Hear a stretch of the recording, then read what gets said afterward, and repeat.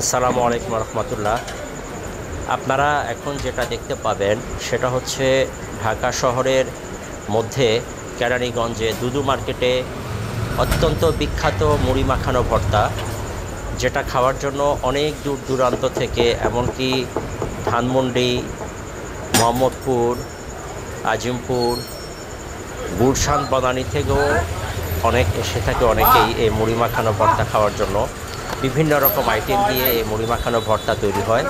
আজ আপনাদেরকে দেখাচ্ছি সেই বিখ্যাত মুড়ি মাখানো। তাই নাকি? এদিকে সব ছাপ্পা,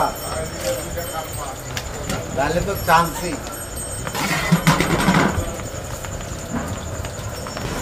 কি নেই এই মুড়ি ভর্তায়? ডিম, জালি কাবাব, মুরগি, ঢিলা কলিজা, আচার, বিভিন্ন রকম আইটেম দিয়ে এই মুড়ি মাখানো তৈরি হয় এবং